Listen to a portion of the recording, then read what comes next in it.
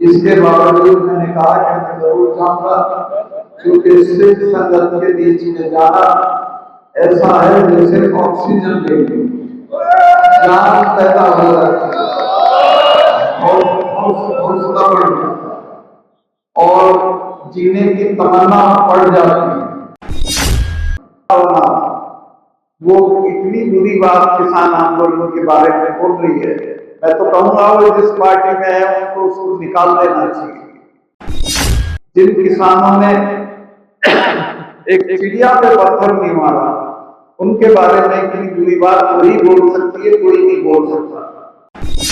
और मैं उस लड़की का जिसने एयरपोर्ट पे उसको चांटा मारा, उसका स्वागत करता हूँ, उसको धन्यवाद करता हूँ। और आपको जान के अच्छा लगेगा कि वो आप ही की सपोर्ट में से, आप ही के पीछे थी वो बच्ची और उसने शानदार काम किया। उसने कहा कि मैं वो पार्टी अगर मेरा मौका ड्यूटी में लाऊंगी, तो खैर मैं वो पार्टियों ने सपोर्ट कर दिया, वरना चली गई थी। अगली बार बिल्कुल चली जाएगी, आप इकट्ठा रहिएगा, ये सरकार में दोबारा नहीं आएगी।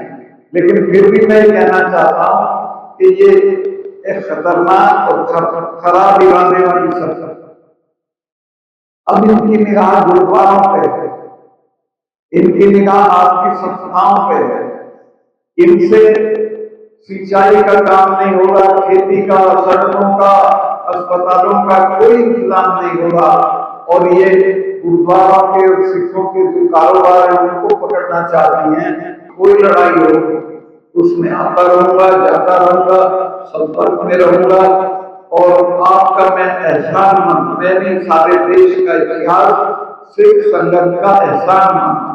आप लोगों ने इस मुल्क का जब संकट आया तो आप लोग खड़े रहे, आपने कुर्बानियां दी, आपने देश को आगे बढ़ाया, आपने मुगलों के खिलाफ लड़े, अंग्रेजों के खिलाफ लड़े और अब इनके खिलाफ लड़ रहे हो। आपसे शानदार कोई कौम नहीं है इस दुनिया में।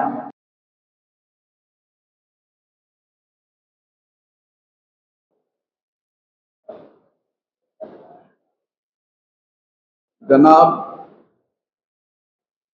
आपकी सफों के शानदार बुजुर्ग झिंगा साहब, उनके और तमाम साथी और जिले और आसपास की सम्मानित सिख संगत, मैं सबको सत श्री अकाल कहता हूँ, प्रणाम करता हूँ। इसके बावजूद मैंने कहा कि मैं जरूर जाऊंगा, क्योंकि सिख संगत के बीच में जाना ऐसा है जैसे ऑक्सीजन लेनी, जान पैदा हो जाती है और जीने की तमन्ना बढ़ जाती है। तो इसलिए मैं आपके बीच में आया और मैं महसूस कर रहा हूं कि मैंने सही फैसला किया कि मैं आया और आप साहिबान के दर्शन हुए, आप साहिबान से मुलाकात हुई, आपकी बात सुनी, और अब जब मैं यहाँ से जाऊंगा तो जीने मरने के लिए और ज्यादा तैयार होते जाऊंगा।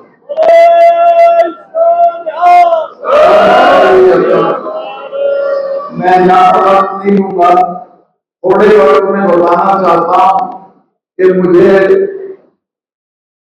सिख इतिहास से बहुत ताकत मिली है जिंदगी। मैं जब मोदी साहब ने किसानों के आंदोलन की बिल्कुल सुनवाई नहीं की, उस वक्त मैं गवर्नर था मेघालय में। मैंने 10 दिन तक सोचा कि मुझे बोलना चाहिए कि नहीं बोलना चाहिए। मैं सरकारी ओहदे पे हूँ, तो मैंने तय किया कि मैं इस्तीफा जेल में रख के और मिलने जाऊंगा प्रधानमंत्री से। मैं इस्तीफा जेल में रख के प्रधानमंत्री से मिलने गया। रास्ते में गडकरी जी को मैंने फोन किया, उन्होंने कहा कि इस्तीफा खुद मत देना, ये मांगे तो दे देना। मैं कहा ठीक है। खैर मैं गया तो दुआ सलाम के बाद मोदी जी ने पूछा कैसे, क्या बात है। मैं कहा साहब ये 4 महीने से दिल्ली के बॉर्डर पे किसान पड़े हैं, इनसे आप बातचीत कर लें। तो उसने कहा कुछ नहीं होता सत्ता, ये चले जाएंगे। मुझे बहुत बुरा लगा। फिर मैंने थोड़ा घुमा फिरा के कहा कि आप नहीं कर सकते तो आपका कोई और आदमी बातचीत कर ले। कि नहीं कोई बात की जरूरत नहीं है, आप चले जाएं। मैंने कहा फिर आप जानते नहीं हो, ये तब जाएंगे जब आप चले जाओ। आप जिससे लड़ो उसके बारे में जान लो कि किससे लड़ रहे हो। ये सिख साहिबान हैं, इनके गुरु महाराज ने अपने सारे साहिबजादे कटवा दिए थे, समझौता नहीं किया। और ये जो जा रहे तो छठे महीने लाल किले पे चढ़े रहते थे, अकबर की कब्र फाड़ लाए थे, उसका दाह संस्कार कर दिया था। इन कौमों से लड़ा नहीं जाता, बातचीत की जाती है। लिहाजा बातचीत करने के उस वक्त तो उनकी समझ में नहीं आया, लेकिन 2 महीने बाद माफी मांग के वो कानून वापस लिए। घमंड लोग था उस वक्त। बाद में तो इतना डरने लगे कि पटका बांध बांध के मीटिंग्स में जाते थे, और उनको ये हुआ कि कोई मार देगा।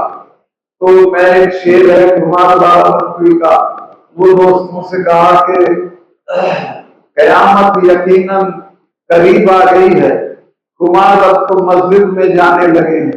तो इन्होंने गुरुद्वारों में भी जाना शुरू किया। तो चलो देर आए दुरुस्त आए, लेकिन इनका घमंड टूट गया, और इनका घमंड सिर्फ आप साहिबान ने तोड़ा।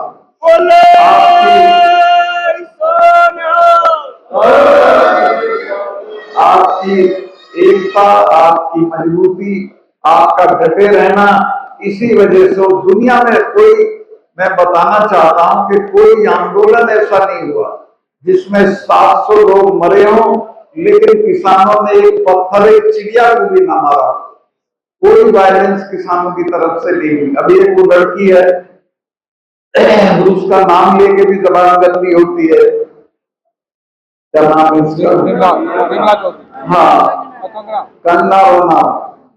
वो इतनी बुरी बात किसान आंदोलन के बारे में बोल रही है। मैं तो कहूंगा वो जिस पार्टी में है उनको उसको निकाल देना चाहिए।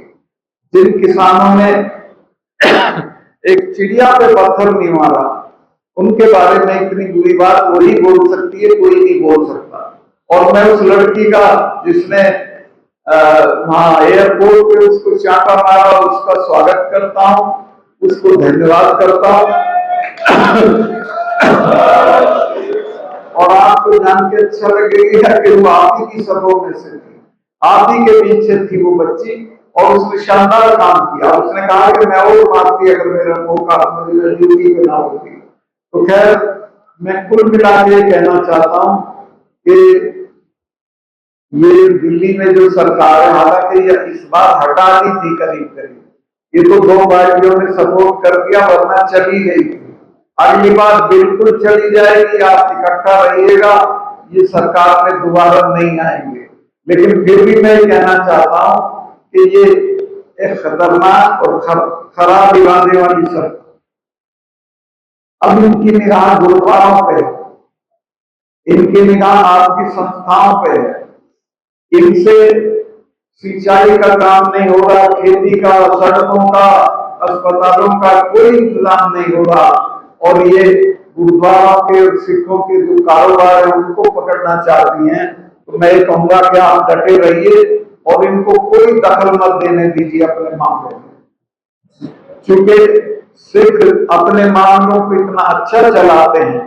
देश में कहीं अकाल होगा वहां लंगर मिलेगा सिख संगत का, कहीं संकट होगा वहां सिख संगत के लोग मिलेंगे। तो जो इतना अच्छे से काम करते हो उनकी जमात में दखल देना हम बिल्कुल मंजूर नहीं करेंगे और लड़ेंगे इनके खिलाफ।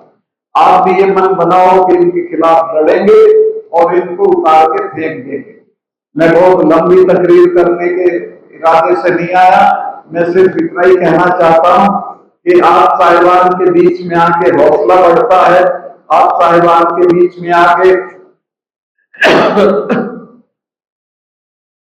लगता है कि जिंदा कौमों के बीच में आ गए। तो आपसे ही कहूंगा कि आप अपनी एकता बनाए रखें, बढ़े नहीं, अलग अलग नहीं हो, और मिलकर इसका मुकाबला करें। और अगले 2-4 साल तो किसने देखे ये नीचे में हट जाएंगे।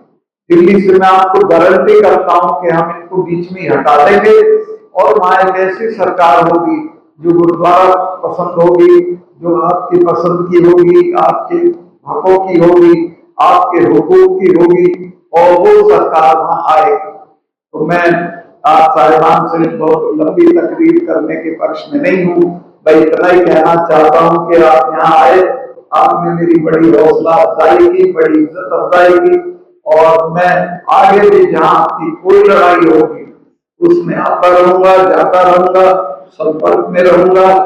और आपका मैं एहसानमंद, मैं नहीं सारे देश का इतिहास सिख संगत का एहसानमंद।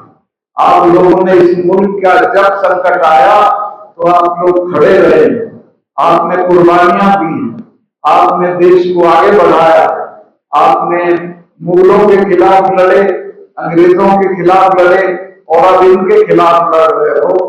आपसे शानदार कोई कौम नहीं है इस दुनिया में। तो आपको मैं सर झुका के प्रणाम करता हूँ और नमन करता हूँ।